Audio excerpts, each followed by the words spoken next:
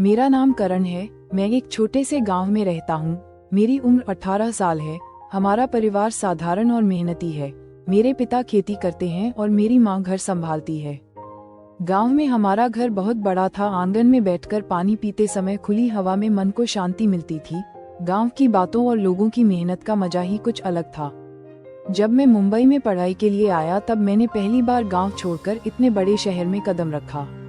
मुंबई के पहले दिन मैं कभी नहीं भूल सकता। इतनी भीड़ मैंने पहले कभी नहीं देखी। लोकल ट्रेन के डब्बे में चढ़ने में मुझे 10 मिनट लग गए। लोगों की धक्का मुक्की, बड़े बड़े इमारतें, सड़क पर का शोर और लगातार दौड़ती हुई लोगों की भीड़ देखकर मुझे मुंबई का असली रूप समझ में आया। मैं मुंबई में एक किराए के कमरे में रह रहा था। वह कमरा एक बिल्डिंग में था। घर मालिक अच्छे थे। उसका कमरे में मैं अकेला रहता था। कमरे की खिड़की खोलने पर सिर्फ दूसरी बिल्डिंग की खिड़कियां दिखाई देती थी और उसी खिड़की से मैंने अपनी भाभी को देखा जो मेरे जीवन का एक हिस्सा बन गई। हर रोज सुबह उठकर भाभियों को देखकर मेरा दिन शुरू होता था। सुबह कॉलेज जाना मेरा रोज का काम बन गया था। यहाँ पर मुझे अपने अकेलेपन से लड़ने में बहुत समय लगा। यहाँ मुंबई में लोग अनगिनत होते हुए भी एकाकीपन का एहसास और अधिक होता था। मुंबई की इस हल में मैं एक नई शुरुआत करने जा रहा था, लेकिन नियति ने अचानक एक मोड़ दिया। एक दिन चाचा ने मुझे बुलाया, करण हमें ये कमरा अब अपने मेहमानों के लिए छोड़ना है। ऐसा उन्होंने कहा, मुझे एक क्षण के लिए कुछ समझ नहीं आया। पहली बार ऐसा लगा कि मैं कहीं स्थिर हो गया हूँ, लेकिन अब फिर से नया कमरा खोजने की जरूरत थी। मुंबई जैसे शहर में कमरा खोजना एक कठिन काम था। अगले दिन से ही मैं काम पर लग गया। सुबह कॉलेज और दोपहर को कमरा खोजने के लिए भटकना मेरा रोज का काम बन गया। कभी किसी बिल्डिंग के चौकीदार ने नकार दिया तो कभी किराए की राशि सुनकर मेरे सामने अंधकार छा गया। 2-3 दिनों के खोज के बाद आखिरकार मैंने एक बिल्डिंग में एक कमरा ढूंढ लिया और यह वही बिल्डिंग थी जहां वह भाभी रह रही थी। कमरा छोटा था लेकिन मेरे लिए वह बहुत महत्वपूर्ण था। घर की मालकिन का नाम नीता था। वह बहुत साधारण थी लेकिन समय पर किराया देने और कमरे को साफ रखने के लिए वह स्पष्ट थी। दिसंबर का महीना शुरू हो चुका था। मुंबई में सर्दी का एहसास इतना नहीं होता, लेकिन वातावरण में थोड़ी ठंडक थी। उसी सर्द हवा में मैं अपने नए किराए के घर में रहने गया। मेरे पास सामान बहुत कम था। मैंने सब कुछ कमरे के एक कोने में रखा और जमीन पर एक गद्दे पर बैठकर सोचता रहा। एक लंबी सांस लेते हुए मैंने नई कमरे में प्रवेश किया। खिड़की खोली और सामने का दृश्य देखकर मेरा मन हल्का हुआ। गांव में जैसे खुला मैदान होता था वैसा कुछ नहीं था, लेकिन सामने गली में खेलते हुए बच्चों को देखकर मुझे अपनापन महसूस हुआ। दिसंबर की ठंडी हवा मुझे गांव की याद दिला रही थी। गांव में सर्दियों की रातें थोड़ी ठंडी होती थी जब हम आंगन में बैठकर शेखी के चारों ओर गपशप करते थे, लेकिन यहाँ मुंबई में सब कुछ अलग था। एक आँखी और मेरे संघर्ष का प्रतिबिंब। पहली रात में शांत सोया कमरा नया था, लेकिन इस नई शुरुआत की खुशी थी। किया कि अब से संघर्ष चाहे कितना भी बड़ा हो, हार मानना नहीं है। पढ़ाई पूरी करनी है और गांव के लोगों को दिखाना है कि हालात चाहे कितने भी खराब हो, सपने पूरे किए जा सकते हैं। मुंबई में जीवन एक नए चरण में आ गया था। अब मेरी संघर्ष की कहानी को एक नई दिशा मिल गई थी। एक दिन अचानक बिजली का बहुत बड़ा समस्या हो गया। शाम को कॉलेज से थक कर लौटते वक्त मुझे मीठा खाने का मन हुआ, इसलिए मैंने कुछ दिन पहले खरीदी गई आइसक्रीम फ्रिज से निकाली, लेकिन देखा कि बिजली नहीं है और आइसक्रीम पिघल गई है। मैंने काफी देर तक इंतजार किया लेकिन बिजली नहीं आई। फिर मैंने अपने पड़ोसी का दरवाजा खटखटाया। अंदर से एक कोमल आवाज आई, कौन? मैंने कहा, मैं आपका नया पड़ोसी हूँ। उन्होंने दरवाजा खोला और मुझे एक सटीक धक्का लगा, क्योंकि सामने वही भाभा भी थी जिन्हें मैंने खिड़की से देखा था। मैंने हिम्मत जुटाकर उनसे पूछा, भाभी मेरे घर में बिजली नहीं है, क्या आपके पास है? उन्होंने कहा, हाँ हमारी बिजली है, शायद आपके मीटर में कोई समस्या है, आप इलेक्ट्रिशियन को बुलाकर चेक करवा लो। मैंने कहा, बिल्कुल भाभी, लेकिन मैं आपसे एक और बात करना चाहता हूँ। भाभी ने कहा, हाँ बोलो। मैंने उन्हें अपनी स्थिति समझाई और कहा, भाभी मुझे आइसक्रीम को फ्रिज में रखने की जरूरत थी, क्या आप अपने फ्रिज में रख सकती हैं? मैंने थोड़ा शर्माते हुए पूछा। उन्होंने हंसते हुए कहा, कोई चिंता मत करो, रख देती हूँ। बिजली आएगी तो तुम वापस ले जाना। भाभी के इस सरल और सहज जवाब ने मेरा मन हल्का कर दिया। आइसक्रीम भाभी के फ्रिज में रखने से मुझे थोड़ी राहत मिली, लेकिन अब बिजली की समस्या को हल करना जरूरी था। मैंने नीचे जाकर एक व्यक्ति से पूछा। उसने कहा, आपके घर का मैन फ्यूज उड़ गया होगा, यहाँ बिजली की समस्या अक्सर होती है। उस व्यक्ति ने मुझे सलाह दी, आप तुरंत इलेक्ट्रिशियन को बुला लीजिए, नहीं तो रात में बहुत परेशानी होगी। मैंने तुरंत उस व्यक्ति के सलाह के अनुसार चौकीदार से इलेक्ट्रिशियन का नंबर लिया और उसे फोन किया। इलेक्ट्रिशियन ने कहा कि वह बहुत व्यस्त है, लेकिन 10 मिनट में पहुंच जा, लेकिन उसे आने में आधा घंटा लगा। इस बीच मैंने खिड़की से बाहर देखा, सड़क की दुकानों पर लाइट्स जले हुए थे और बिल्डिंग में कुछ लोगों ने कंदील जला रखे थे। उस पल में मुझे गांव का वह अंधेरा याद आया, जहां जब बिजली जाती थी तो हम कंदील की रोशनी में समय बिताते थे। आखिरकार वह आया, उसका नाम राजा था और वह अनुभवी लग रहा था। उसने जांच शुरू की और बताया कि फ्यूज में थोड़ी समस्या थी। उसने कहा, आपके कमरे की वायरिंग थोड़ी पुरानी है, लेकिन अब मैं इसे ठीक कर दूंगा। राजा ने फ्यूज ठीक किया और कुछ ही पल में कमरे में रोशनी फैल गई। जैसे ही बिजली आई, कमरे का रूप बदल गया। मैंने राहत की सांस ली और राजा को धन्यवाद कहा। उसने मुस्कुराते हुए कहा कि काम खत्म हो गया और जाते जाते कहा, अगर कोई समस्या हो तो मुझे फिर से कॉल कर लेना। उस रात मैं कमरे में शांत बैठकर सोच रहा था, एक छोटी सी समस्या ने कितना हलचल मचा दिया। लेकिन उसे सुनने के दौरान मुझे पड़ोसियों से मिलन हुआ और लोगों की मदद की अहमियत समझ में आई। मुंबई ऐसा है, यहाँ हर पल नया सबक सिखाता है। थोड़ी देर आराम करने के बाद मैं तुरंत भाभी के पास गया। दरवाजा खटखटाने पर वे हंसते हुए बाहर आए। अरे, आइसक्रीम की याद आए लगती है। ऐसा कहते हुए उन्होंने मुझे डिब्बा दिया। मुझे उस पल में भाभी से और जान पहचान करने की इच्छा हुई। वह हमेशा मदद करती थी और खेलती लगती थी। मैंने कहा, भाभी आइसक्रीम तो मेरी है, लेकिन आप भी थोड़ा ले, अकेले खाना मुझे ठीक नहीं लगता। मैंने थोड़ा शर्माते हुए और आग्रह करते हुए कहा। उन्होंने हंसते हुए कहा, अरे तुम्हारा आमंत्रण है तो क्यों नहीं, लेकिन चलो हम यहाँ मेरे घर पर बैठकर खाते हैं। मैंने उनके निमंत्रण को स्वीकार किया। जब मैं उनके घर में गया तो मैंने देखा कि उनका घर बहुत व्यवस्थित और खूबसूरती से सजाया हुआ था।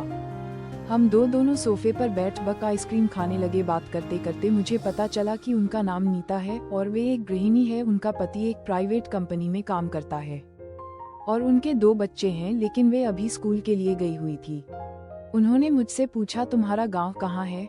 मैंने कहा, बीर जिले का एक छोटा सा गांव। मैं यहाँ पढ़ाई के लिए आया हूँ और संघर्ष कर रहा हूँ। उन्होंने मेरी बात सुनकर कहा, मुझे पूरा विश्वास है कि तुम बहुत कुछ हासिल करो। मुंबई में अकेले रहना आसान नहीं है। उनका विश्वास सुनकर मुझे बहुत अच्छा लगा। उनकी बातचीत में ऐसा लगता था जैसे मैं किसी अपने के साथ हूँ। हमने हंसते खेलते आइसक्रीम खत्म की। वह रात के साधारण लेकिन खास पल थे। अब भाभी के साथ मेरी अच्छी पहचान हो गई थी। मुझे मुंबई में अकेलापन महसूस होता था, लेकिन उससे एक छोटे से मीठे पल ने मेरे दिन को खुशियों से भर दिया। भाभी से मेरी पहली मुलाकात साधारण थी, लेकिन इसके बाद हमारी पहचान धीरे धीरे गहरी होती गई। हर बार मुलाकात होती, हम थोड़ी गपशप करते। उनके सहज और खुले स्वभाव ने मेरे मुंबई के अकेलेपन को कुछ हद तक कम कर दिया। वे हमेशा मेरी खबर लिया करती, कॉलेज में कैसे चल रहा है, खाना पना ठीक है ना, अगर कोई मदद चाहिए हो तो बेझिझक बताना। इन साधारण शब्दों में मुझे अपनापन मिल जाता था। कभी कभी जब मैं उनके घर जाता तो चाय और पराठे खाने का मौका मिलता। वे बहुत अच्छा चाय बनाती थी। उनकी बातों से पता चला कि उन्हें खाना बनाने में रुचि है और वे हमेशा नए नए व्यंजन बनाने की कोशिश करती हैं। एक शाम मैंने भैया से भी पहचान बनाई। वह भी बहुत शांत और मित्रवत स्वभाव के थे। भाभी ने मेरा परिचय देते हुए कहा, करण, यह विनय है मेरा पति। यह काम में बहुत व्यस्त रहता है, लेकिन जब मौका मिलता है तो बहुत बातें करता है। भैया ने हंसते हुए हाथ आगे बढ़ाया और मेरा स्वागत किया। उनकी स्वभाव के कारण उनके घर में आना जाना बहुत सहज हो गया। धीरे धीरे ये पहचान दोस्ती में बदल गई। भाभी मेरी समस्याएं समझकर मुझे सलाह देती थी और कभी कभी मेरी शरारतों पर भी हंसने का मौका देती थी।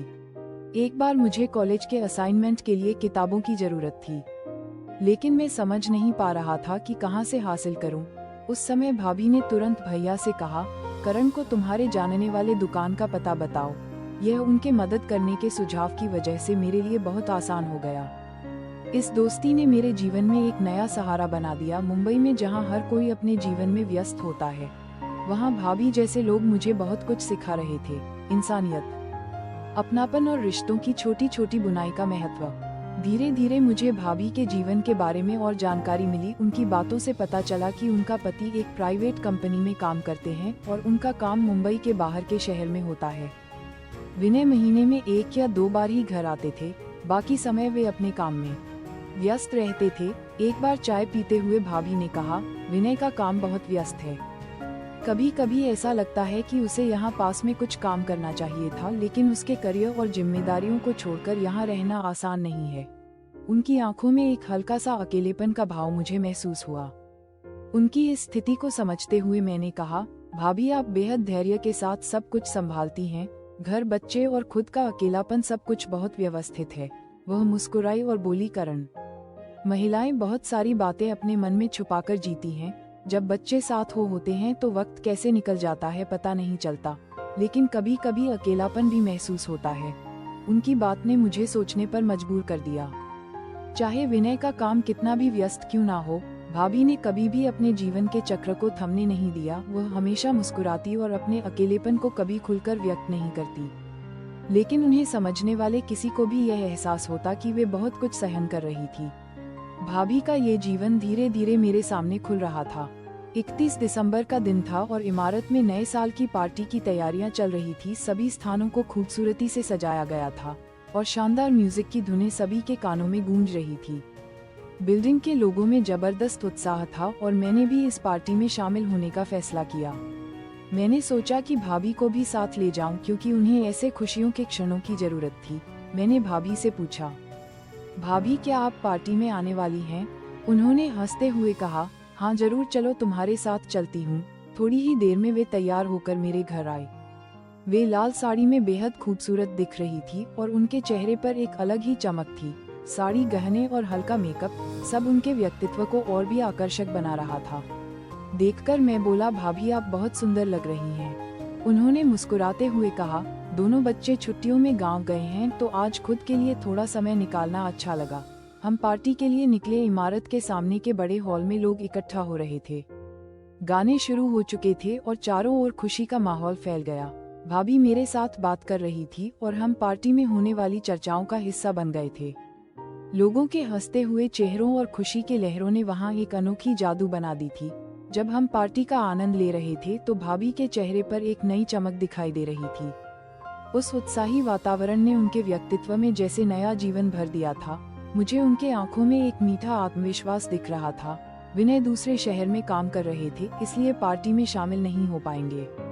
भाभी ने हंसते हुए कहा, तुम्हें पता है विनय आज नहीं आ रहे हैं, इसलिए आज का दिन और पार्टी खास मजेदार होगी। उनकी उत्साही भावना और चेहरे पर की खुशी देखकर मेरा मन कौतुक से भर गया। पार्टी का माहौल और भी रोचक हो गया और लोग नाचने लगे।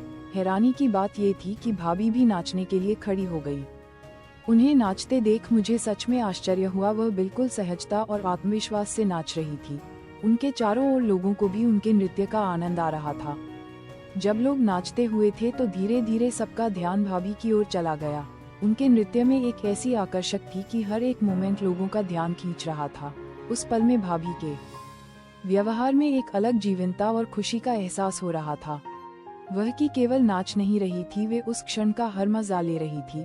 मैंने कहा, भाभी आप सच में शानदार नाचती हैं। उस रात भाभी के नृत्य और उत्साही व्यवहार ने पार्टी का माहौल को संजीवनी दी। उनके चेहरे की चमक, उनकी स्वतंत्रता और उनके आंखों का आत्मविश्वास पूरे पार्टी में जैसे एक नई ऊर्जा भर रहा था। हम दोनों उस पार्टी के लम्हों को दिल से जी रहे थे। भाभी के चेहरे की चमक और उस रात का आनंद मेरे यादों के खजाने में हमेशा के लिए अंकित हो गया। रात को 12 बजे नए साल का स्वागत करने के लिए सभी ने मिलकर एक केक काटा। हंसते चेहरों की खुशी और शुभकामनाओं की बौछार ने पूरा माहौल भरा हुआ था। सभी ने मिलकर केक खाया और फिर खाने की टेबल पर बैठकर खुशी खुशी बातें शुरू की। भाभी और मैंने इस गहमा गहमा से थोड़ी दूरी बनाकर बात कर रहे थे। हमारा संवाद सिर्फ साधारण नहीं बल्कि बहुत गहरा और अर्थपूर्ण हो रहा था। उनके जीवन की छोटी छोटी घटनाएं, सुख दुख की कहानियां सुनकर मैं उनके साथ और भी जुड़ता चला गया। जब वे कोई याद बताती या कोई मजेदार किस्सा साझा करती, मुझे ऐसा लगता जैसे हम बहुत पुराने और करीबी दोस्त हैं। तभी भाभी ने मेरी ओर मुड़कर शांत और गंभीर स्वर में कहा, करण मुझे तुमसे कुछ अलग बात करनी है। मैं थोड़ा चिंतित होकर बोला, क्या हुआ भाभी? उन्होंने कहा, क्या तुम मेरे घर आओगे? तुम्हारे लिए एक गिफ्ट है। जब उन्होंने मुस्कुरा कर और कहा तो एक पल के लिए मेरे मन में गड़बड़ हुई। रात काफी हो चुकी थी और मुझे वापस घर जाना था, लेकिन भाभी का आमंत्रण बहुत निस्वार्थ और प्रेम भरा लगा। गिफ्ट है सुनकर मैं उत्साहित हो गया और उनके इस आग्रह को ठुकरा नहीं सका। हम धीरे धीरे उनके घर पहुंचे। जब मैं उनके घर पहुंचा तो मैंने पूछा, भाभी मेरा गिफ्ट कहाँ है? उन्होंने कहा थोड़ा रुको, धीरज रखो, और मेरे गाल पर हल्का सा हाथ फेरा, फिर मुझे गले लगा लिया। मैंने पूछा, भाभी भैया आएंगे? उन्होंने कहा उनका फोन आया था, वो सुबह ही आएंगे। फिर भाभी बोली यहाँ जगह कम है, चलो दूसरे कमरे में चलते हैं। मैंने कहा ठीक है। फिर वे ऐसे बर्ताव करने लगी जैसे मैं उनका पति हूँ। हमने एक दूसरे का साथ दिया जैसे पति पत्नी एक दूसरे का साथ देते हैं। भाभी बोली मुझे आज बहुत अच्छा लग रहा है। तुम्हें पता है, आज तुमने मुझे जो आनंद दिया है वह मुझे आज तक मेरे पति से नहीं मिला। अब से मैं तुम्हारी हूँ, तुम कभी भी मुझसे मिलने आ सकते हो। मैंने कहा ठीक है भाभी, लेकिन आपको भी मेरी सारी बातें माननी होंगी। उन्होंने कहा जो तुम कहोगे वह मैं मानूंगी, आज से मैं तुम्हारी गुलाम हूँ। इसके बाद रात लगभग 3 बजे 4 बजे तक हमें हल्की फुल्की बातचीत करते हुए सो गए। सुबह जब मैंने करीब 7 बजे आंखें खोली तो भाभी कमरे में नहीं थी। जब मैंने रसोई में जाकर देखा तो वे चाय बना रही थी। उन्होंने कहा अब तुम्हें यहाँ से जाना होगा, तुम्हारे भैया कभी भी आ सकते हैं। उनका फोन आया था। मैंने अपनी स्थिति को संभालते हुए चाय पी और अपने कमरे में वापस लौट आया। उस दिन के बाद जैसे मेरा जीवन बदल गया। जब भैया घर पर नहीं होते थे तो मैं भाभी के साथ रहते हुए उन्हें अपनी प्रेमिका की तरह समझता। हम दोनों खूब गप्पे मारते और मजे करते रहते। इस दौरान मैं विचार कर रहा था कि चाहे हम कहीं भी हो, रिश्तों में जो गहराई होती है वह उन सुखद क्षणों से जुड़ी होती है जो हम एक दूसरे के साथ बिताते हैं। यही असली जीवन की शांति और प्रेम है।